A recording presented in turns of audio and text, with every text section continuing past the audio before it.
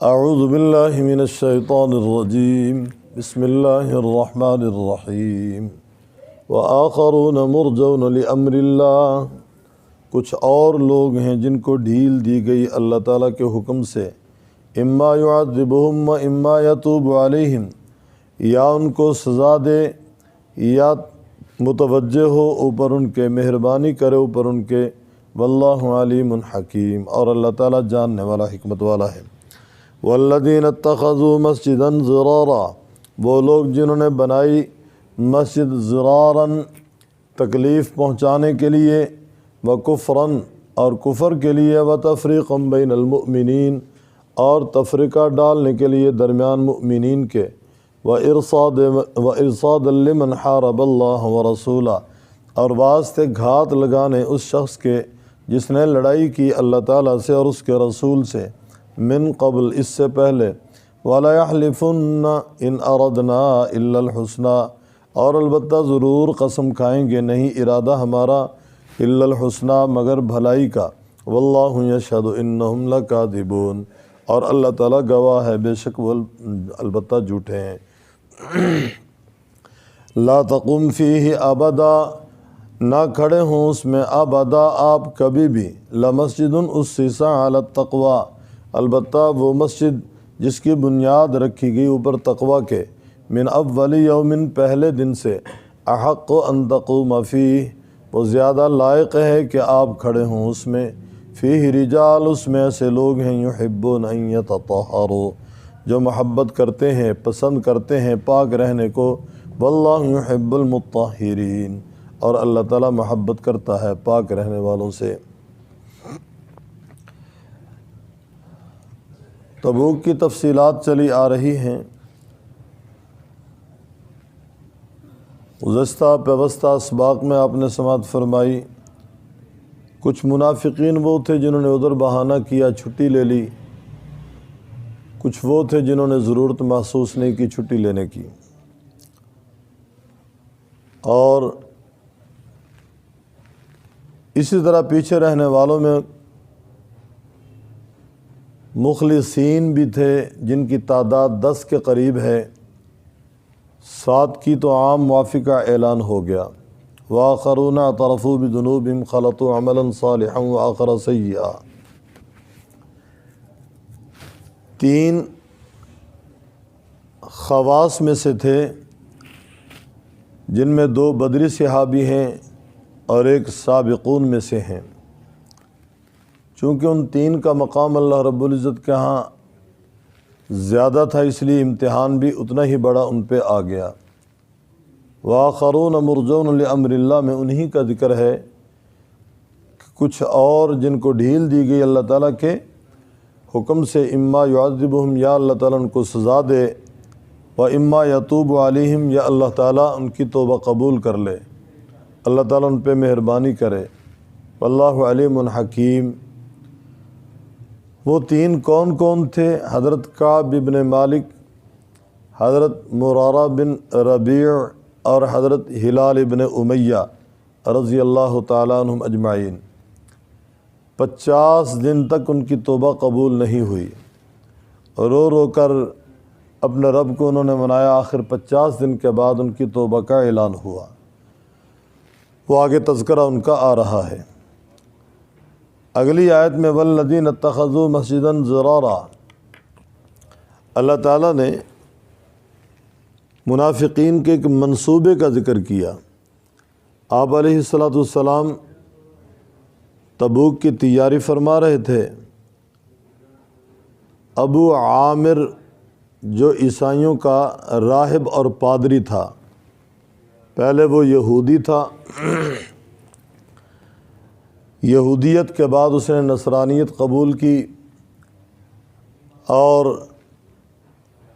نصارہ کو اس نے یہ بات باور کروائی کہ میں تمہارا پادری ہوں، ان کا پیر بن کے ان کے اندر کام کرتا رہا۔ اندر کا کھوٹا تھا، منافقت تھی دل میں، اور نفاق کی وجہ سے وہ مسلمانوں کے ساتھ گھل مل نہ سکا۔ وہ اپنے منصوبے کے ساتھ گویا مسلمانوں کے خلاف سازشیں کرتا رہا۔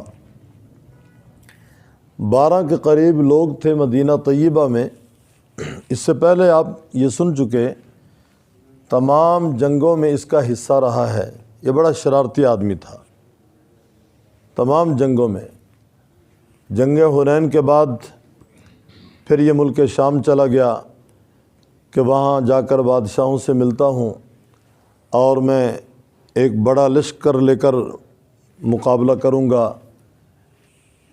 ہرقل روم کے پاس بھی یہی گیا تھا اور جا کر رونے لگا کہ جی مکہ پہ تو قبضہ ہو چکا ہے، اب تمہاری خیر نہیں، رخ تمہاری طرف ہونے والا ہے، چونکہ یہ خود بھی عیسائی بن چکا تھا اور وہ بھی عیسائی حکومت تھی، عیسائی سلطنت تھی۔ ہرقل خود مسیحیت پہ قائم تھا، اس لیے اس نے تبوک کے مقام پر فوجیں ڈالی تھیں۔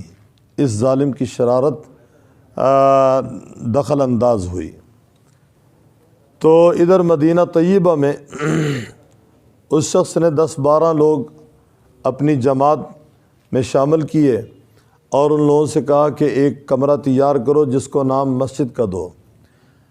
ویسے تو ہم پہ لوگ اعتماد کریں گے نہیں، ایسا کرنا کہ آپ صلی اللہ علیہ وسلم سے کہنا کہ وہ آ کر یہاں 2 رکعت نماز ادا کر لیں۔ مسلمان پھر اس کو مسجد سمجھ کر یہاں آ کر نماز پڑھا کریں گے اور ہمارے ساتھ منصوبے میں شامل ہوا کریں گے، اور میں بھی کبھی کبھار یہاں آیا کروں گا۔ گویا مجھے لوگ پہچانیں گے تو نہیں، یہی سمجھیں گے کہ مسافر آ کر مسجد میں قیام کیا ہے۔ میں اپنا منصوبہ مکمل تمہیں دیا کروں گا، یہ کرنا ہے، یہ کرنا ہے، یہ کرنا ہے، یہ کرنا ہے۔ یہاں اللہ تعالیٰ نے فرمایا کہ انہوں نے یہ گھر بنایا کیوں تھا؟ ضراراً و کفراً و تفریقاً بین المؤمنین۔ گویا ان کے 3 مقاصد تھے، ایک تو مسلمانوں کو تکلیف پہنچانا، دوسرا کفر پھیلانا، اور تیسرا مسلمانوں کے درمیان، مؤمنین کے درمیان میں تفریقہ ڈالنا۔ ان 3 کاموں کے لیے گویا اس نے ایک اڈا بنانے کا ارادہ کیا کہ میرا یہ اڈا بن جائے، اور اس نے ڈیوٹی لگائی کہ آپ صلی اللہ علیہ وسلم کے پاس جا کر گزارش کریں کہ وہ 2 رکعت نماز آ کر یہاں پڑھ دیں تاکہ ہم مسلمانوں کو یہ بات باور کروائیں کہ یہ مسجد ہے۔ آئے آپ صلی اللہ علیہ وسلم کے پاس آنے والے بڑی وجاہت کے ساتھ آئے اور اچھے وقار کے ساتھ آئے، اور شکل و صورت میں بھی ذی وقار لگتے تھے۔ اپنی شکل و صورت کے اعتبار سے گویا وہ اپنی قوم کے اندر مانے اور قبول کیے ہوئے لوگ تھے۔ آپ علیہ السلام کے پاس آ کر انہوں نے یہ بات باور کروائی کہ ہم مسجد بنانا چاہتے ہیں، آپ سے درخواست ہے آپ تشریف لے آئیں۔ چونکہ مسجد قباء دور ہے، ہم وہاں پہنچ نہیں سکتے، تو دیر سویر میں ہم اس مسجد کے اندر نماز پڑھ لیا کریں گے۔ آپ علیہ السلام نے وعدہ فرما لیا، اس وقت تو تبوک کی تیاری ہے، میں تبوک کی طرف جا رہا ہوں، واپسی پہ 2 رکعت نماز آپ کے پاس آ کر میں ادا کروں گا۔ آپ علیہ السلام نے یہ وعدہ جو فرمایا، آپ علیہ السلام کو حقیقت معلوم نہیں تھی۔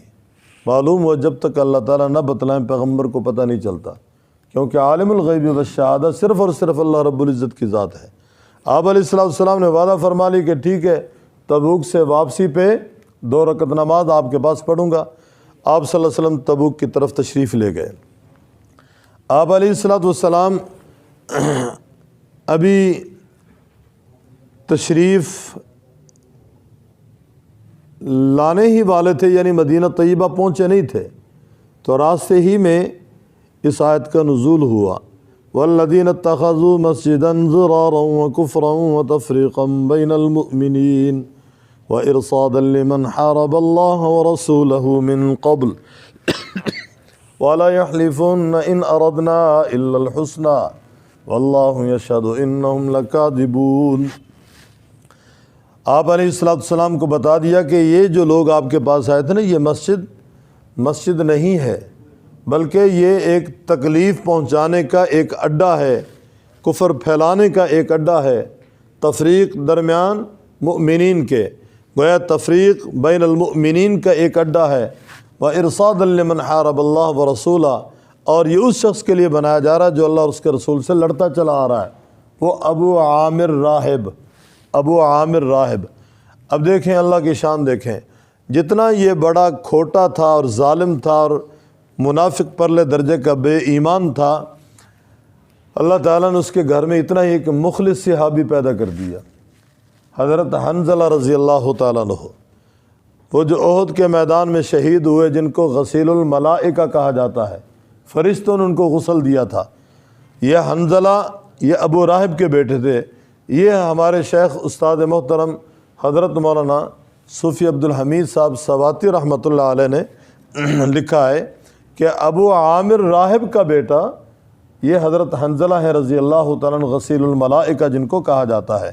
تو اللہ تعالیٰ نے منع فرما دیا کہ یہ گھر انہوں نے اس مقصد کے لیے بنایا ہے، اور وہ آپ کے پاس آ کر قسمیں کھاتے ہیں، ارادنا الا الحسنی، کہ نہیں ہمارا ارادہ تو بھلائی کا ہے، نیکی کا ہے، واللہ یشہد، اللہ گواہ ہے، انہم لکاذبون، بے شک وہ البتہ جھوٹے ہیں۔ لا تقم فیہ ابدا، رب العزت نے منع کیا، لا تقم فیہ ابدا، آپ نے کبھی بھی یہاں کھڑے نہیں ہونا، اس گھر میں، اس کمرے میں آپ نے کبھی بھی کھڑے نہیں ہونا۔ لمسجد اسس علی التقوی من اول یوم احق ان تقوم فیہ، البتہ وہ مسجد جس کی بنیاد تقوی پہ رکھی گئی، گویا جو تقوی کی بنیاد پہ بنائی گئی پہلے دن سے، وہ زیادہ لائق ہے کہ آپ اس مسجد میں کھڑے ہوں، آپ اس مسجد میں قیام کریں، آپ اس مسجد میں نماز پڑھیں۔ آپ علیہ السلام جب مدینہ طیبہ تشریف لائے تو قباء محلے میں، اس وقت یہ شہر سے باہر تھا، جس طرح ہمارے شہر کے ارد گرد اب آبادیاں جو پرانے دیہات تھے وہ شہر میں ضم ہو چکی ہیں، یہ دلے آبادی ہے، کھیالی آبادی ہے، اور اسی طرح یہ جگنا آبادی ہے وغیرہ وغیرہ، اس طرح یہ آبادی باہر تھی، اب یہ شہر کے اندر داخل ہو چکی ہے۔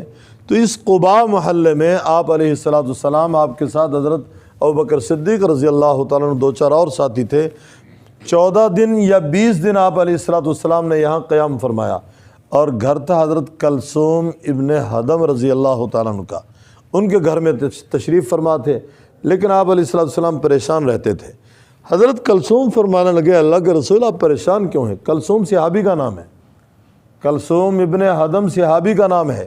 حضرت کلثوم کے گھر میں آپ علیہ السلام مقیم تھے۔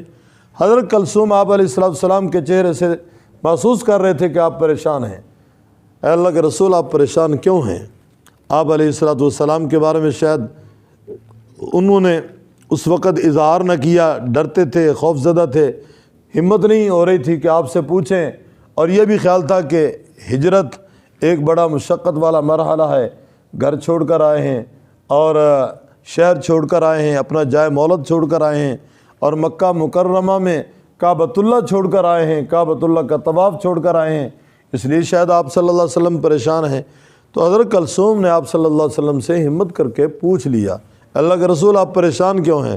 تو آپ علیہ السلام نے فرمایا، پریشان اس لیے ہوں، یہاں کوئی مسجد نہیں ہے، اگر کوئی مسجد بن جائے تو مسلمان جمع ہو کر وہاں نماز ادا کر لیا کریں۔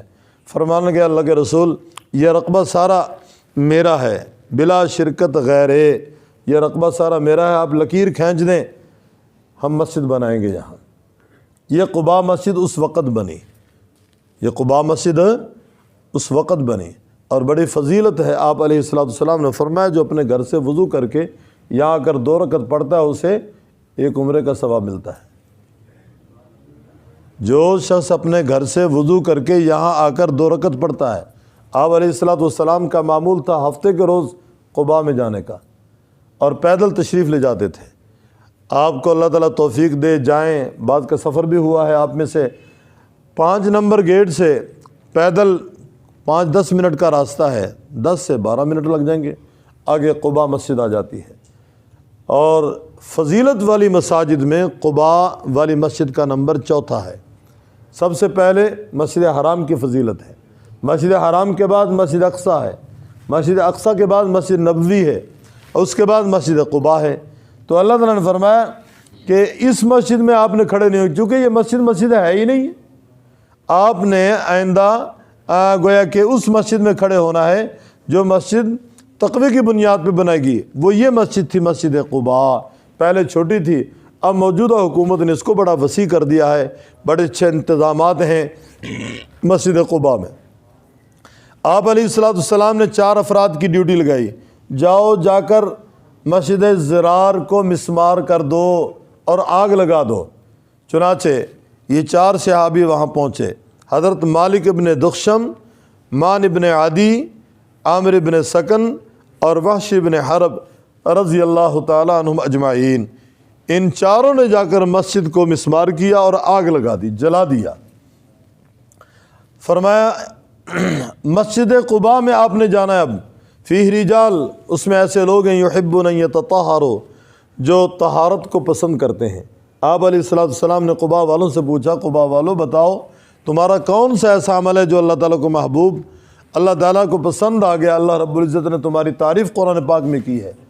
تو قباء والوں نے کہا اللہ کے رسول، ہم پیشاب کے بعد پہلے ڈھیلے سے استنجا کرتے ہیں، اس کے بعد پانی سے استنجا کرتے ہیں۔ چونکہ خشک زمین تھی، پتھریلی زمین تھی، تو عرب کے لوگ پہلے پتھروں سے استنجا کرتے تھے، پتھروں ہی سے استنجا کرتے تھے، اور قباء والوں نے پتھروں سے استنجا کرنے کے بعد پانی سے استنجا کرنا شروع کر دیا۔ گویا انہوں نے مبالغہ کیا استنجے کے اندر، تو اللہ تعالیٰ کو ان کا یہ عمل اتنا پسند آیا، قرآن پاک میں ان کی تعریف فرما دی۔